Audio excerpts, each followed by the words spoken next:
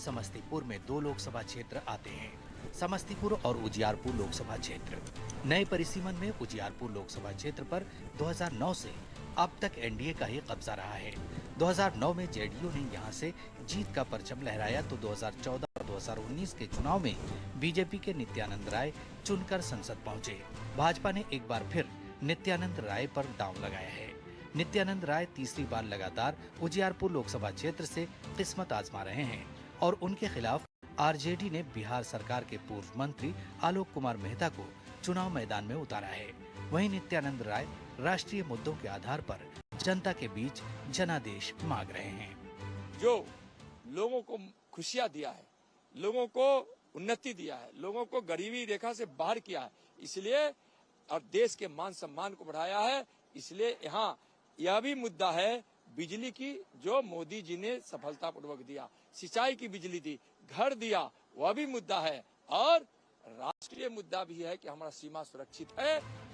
उधर पेशे से इंजीनियर आलोक कुमार मेहता वर्तमान में उजियारपुर विधानसभा क्षेत्र से आरजेडी के विधायक हैं। 2004 में समस्तीपुर लोकसभा क्षेत्र से आलोक मेहता सांसद भी रह चुके हैं।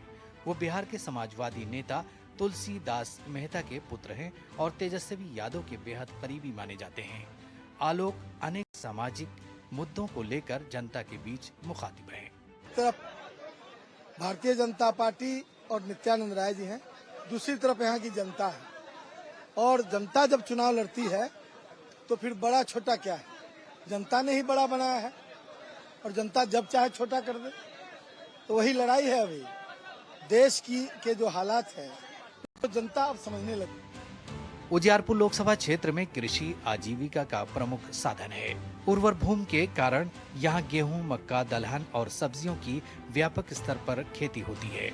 डेयरी का कारोबार भी किया जाता है। हालांकि कई लोग युवाओं के पलायन को भी एक प्रमुख मुद्दा बता रहे हैं।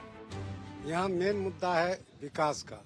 विकास में है कि जैसे रोड तो कुछ बना ही है। देश के लिए नरेंद्र मोदी का रहना जरूरी है।